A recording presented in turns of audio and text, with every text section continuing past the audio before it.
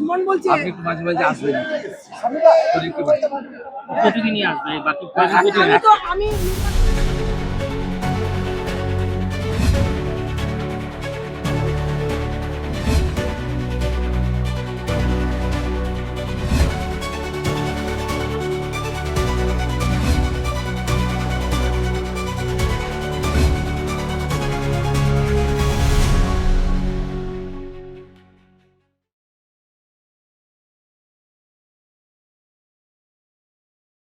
পথসভা এখানে শেষ হলো। আমি প্রথমে দুটো হিন্দি করে বেরিয়ে যাই। একটা কথা বলতেন স্যার দাদা হ্যাঁ ধন্যবাদ স্যার আমার ফোন নাম্বারটা আমি কথা বলবো। থ্যাংক ইউ স্যার ভালো আপনি राघव चड्ढा आपके दल पे है बीजेपी पे, ये कितना राघव चड्ढा जी आज बीजेपी पे ज्वाइन किया है, कितना खुशी का खबर है आपके? वो तो एडुकेटेड लड़का है, वो स्मार्ट लड़का है, राष्ट्रभक्त है। जो राष्ट्रभक्त होगा मोदी जी का साथ देश सर्वभूम। और एक सीएम ने बोला है कि कल की जो वोट हुआ है वो एसआईआर के विरुद्ध हुआ है। सीएम ने आज बोला है कल का जो वोट हुआ है वो एसआईआर का विरुद्ध। को तो जाना चाहिए ना, फाइनल चरण अरविंद केजरीवाल जब वो पहले स्वीकार कर लेगा तो उनका पोलिंग एजेंट तो बूथ तक नहीं जाएगा, उनको बोलने दीजिए। मैं इस जो काल वोटिंग हुआ इसमें दो चीज आप देखिए। बंगाल में पिछले 20 साल में सीपीएम का रिजीम और टीएमसी का रिजीम जिस तरीके से वारदात वोट में हुआ, डेथ से लेकर इतना हिंसा हुआ, इस बार 50,000 बूथ में छोटा इंसिडेंट 15 हुआ। No death category, no allegation from anyone. TMC पहली बार 1000 complaint, BJP 3 complaint. TMC 1000 complaint किया, उसका मालूम चल गया है उन्होंने काल रिगिंग छप्पा और उनका जो डराने का जो उनका मेथड है उसने काम नहीं किया, एक नंबर। दूसरा नंबर मुसलमान बूथ में 2021-2024 में 90% से ज्यादा वोट पड़ता है, वहाँ बीजेपी का एजेंट प्रेजेंट नहीं रहता है। वो लोग 3 ड्रेस पहन के जो खाली है उठा के वोट डालता है, absent voter, death voter, fake voter. इस बार हिंदू बहुल बूथ में, आदिवासी बहुल बूथ में भी 91% सब हिंदू का पता चल गया है। ये चुनाव आखिरी चुनाव है, इसमें ये जमात का सरकार को चेंज नहीं करेगा तो ये ग्रेटर बांग्लादेश हो जाएगा और पश्चिम बंगाल खत्म हो जाएगा। এবং প্রতিদ্বন্দ্বী কি মমতা বন্দ্যোপাধ্যায় আরে 27 তারিখ আনো তুমি, হ্যাঁ বিকেল বেলা রোড শো করবি। শান্তনু সিনহা বিশ্বাস এবং প্রতিদ্বন্দ্বীকে কি মমতা বন্দ্যোপাধ্যায় লুকিয়ে রেখেছেন শুভেন্দু দা? মমতার বাড়ির সামনে যে এটা আছে অফিস আছে, হ্যাঁ একদম ধর্না মাত বিজেপি কে আনুন, বিজেপি কে আনুন, বিজেপি কে আনুন, একদম ভয় পাবেন না। বাড়ির সামনে বাড়ির অফিসে লুকিয়ে রেখেছে, বাড়ির সামনে অফিসে আছে এই দিদিমণি ধানের রানী।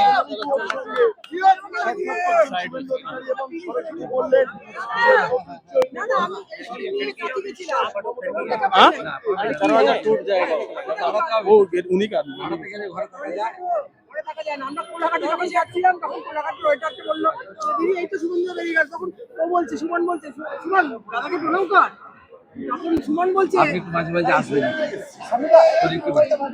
প্রতিদিনই আসবে বাকি আমি নির্বাচন অবধি তোমার সঙ্গে একটা কথা সন্ধ্যাবেলা রোজে করবেন। হ্যাঁ জানি তো, আপনার সন্ধ্যাবেলা একটা করে সভা করবেন, একদম সুন্দর করে। আমি পার্সোনালি বলেছি তুমি একটা করে ভবনী করে চলো। আজকে আপনার পরিবারকে উল্লেখ করে বলছি, দেখবি আর জ্বলবি রুচির মতো ফুল। 85 বছরের উপরে ভদ্রমহিলা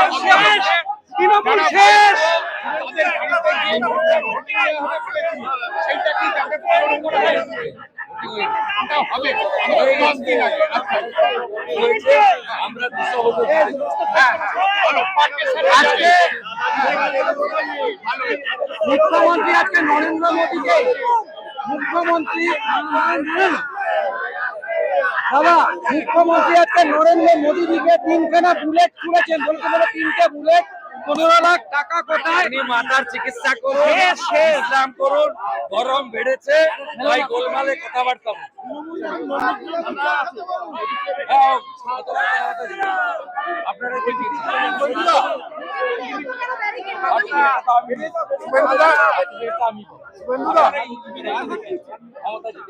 ওখানে অনির্বাণ বলে একটা লোক আছে, মমতার চাকর, ওই বুঝি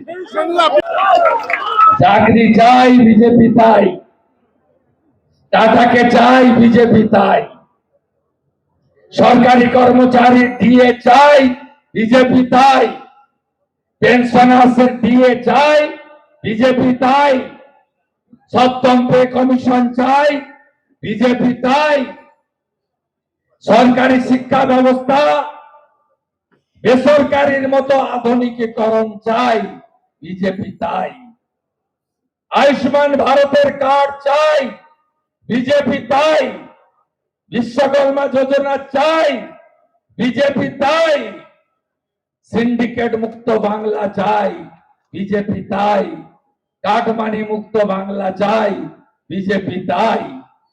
এই মুখ্যমন্ত্রী চাকরি দেননি, 24,000 নতুন মদের দোকান দিয়েছেন। হসপিটালে গেলে ওষুধ পাবেন না, প্রত্যেক পাড়াতে 28 টাকা দেশি মদের পাউচ পাবেন। এই মুখ্যমন্ত্রীর নেতৃত্বে সাধারণ রুটি রুজির লোককে online lottery, lotto, Dear lottery, Martin lottery করে পথে বসানোর কাজ করেছে। বদলে দিন এই সরকারকে, বদলে দেওয়া দরকার আছে। পরিবর্তন দেখছেন না? আমি আজ 10 দিন প্রচার করছি, কোথাও আঙুল তুলতে পারিনি।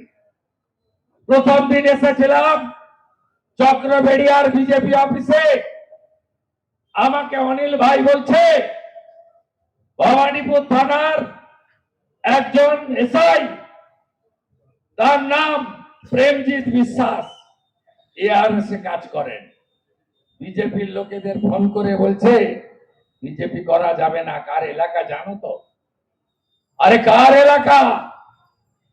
এই এলাকা মমতা ব্যানার্জির নামে বিখ্যাত নয়, এই এলাকা কালীঘাটের কালী মাতার নামে বিখ্যাত।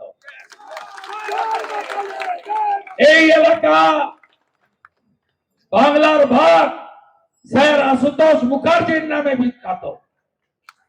এই এলাকা নেতাজি সুভাষ চন্দ্র বসুর নামে বিখ্যাত। এই এলাকা যিনি বাঙালি হিন্দুর হোমল্যান্ড দিয়েছেন ভারত কেশরী ডক্টর শ্যামা প্রসাদ মুখার্জির নামে বিখ্যাত। এই এলাকা সত্যজিৎ রায়ের নামে বিখ্যাত। এই এলাকা উত্তম কুমারের নামে বিখ্যাত।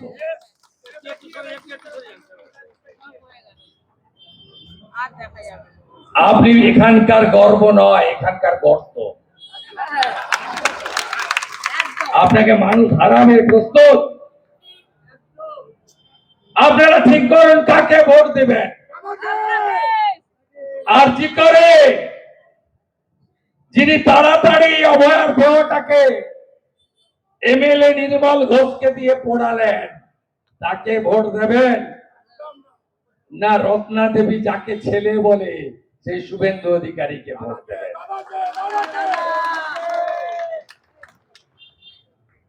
দুর্গাপুর আইকিসিটু মেডিকেল কলেজ, উড়িষ্যার গন্ডা গণধর্ষণ, তার অভিভাবকের কাছে যে পৌঁছালো প্রথম, শুভেন্দু অধিকারীকে ভোট দেবেন, না দমদম এয়ারপোর্টে দাঁড়িয়ে মহিলাদের রাত্রে বেরোতে না বললেন যিনি মুখ্যমন্ত্রী মমতা ব্যানার্জি, তাকে ভোট দেবেন? রাম মন্দির আমাদের স্বপ্ন, 500 বছরের লড়াই, 3 লক্ষ হিন্দুর বলিদান, গোটা পৃথিবীর হিন্দুদের নিধিতে সুপ্রিম কোর্টের অর্ডারে রাম মন্দির উদ্বোধন হলো 2024 22 জানুয়ারি। আমি কলকাতার রাম মন্দিরে জয় শ্রীরামের ধ্বনি দিয়ে মিছিল করলাম।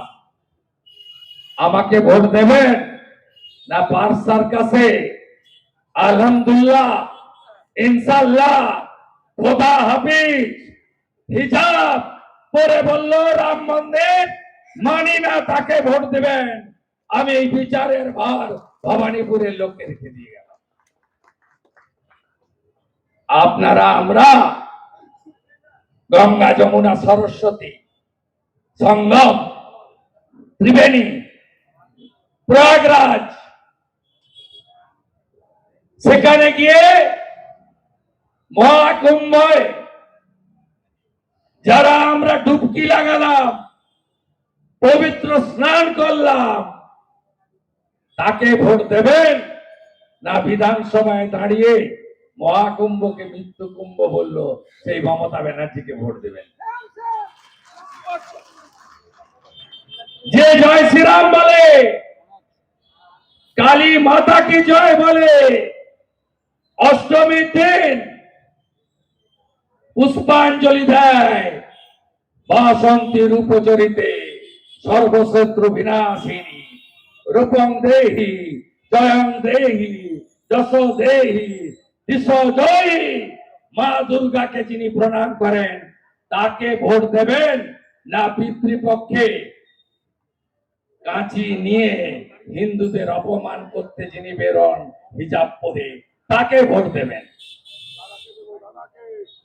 যিনি হিন্দু ধর্মকে গন্ধা ধর্ম বলে তাকে ভোট দেওয়ার আগে 5 বার আপনাকে ভাবতে হবে। এই রাজ্যের নেত্রী বটে, শিল্প তাড়ান গুজরাটে। টাটাকে যিনি তাড়িয়েছেন 29 তারিখ, তাকেই তাড়ান ইভিএমে।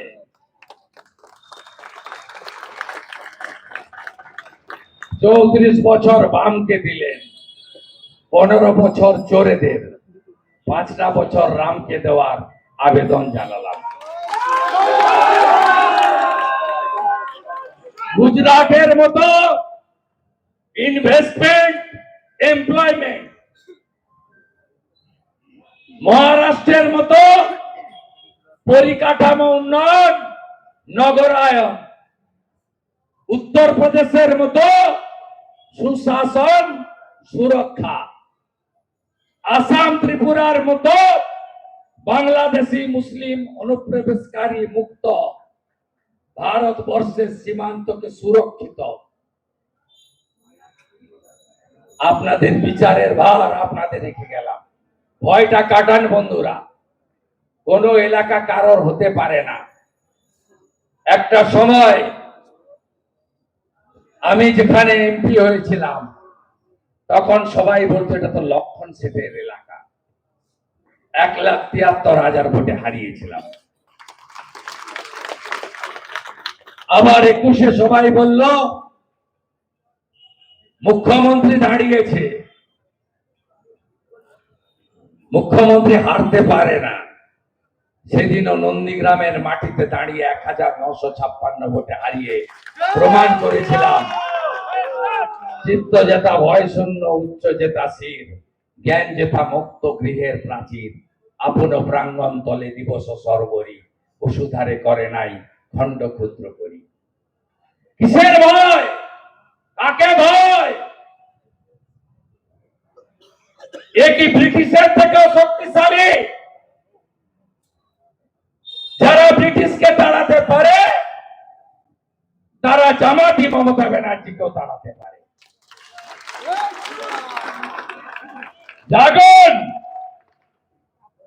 কোচবিহার, মেদিনীপুর, পুরুলিয়া, মালদা, আলিপুরদুয়ার যদি জেগে থাকতে পারে, দল বেঁধে ভোট দিতে পারে, আপনিও পারবেন। কিসের ভয়?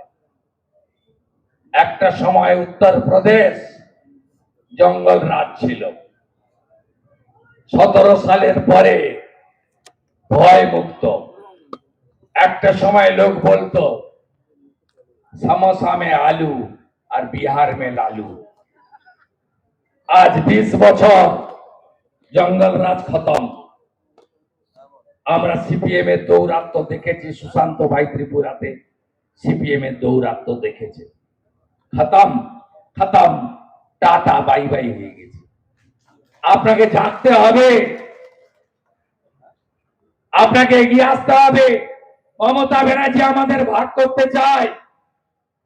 আপনি কখনো শুনেছেন মমতা ব্যানার্জি বলছে ওরা উর্দুতে কথা বলে, উর্দু স্পিকিং মুসলিম আর বাংলাভাষী মুসলিম? না বন্ধু, হিন্দুদের ভাগ করার জন্য বলে।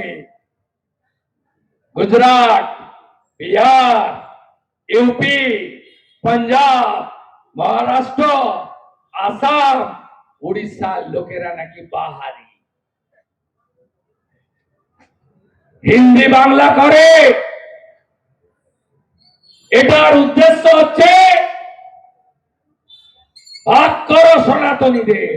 আরে আপনার মুখেও আমরা শুনতে চাই পার্স সার্কাসের মুসলমান উর্দুতে কথা বলে, মুর্শিদাবাদের মুসলমান বাংলায় কথা বলে, কোনোদিন বলেন না তো।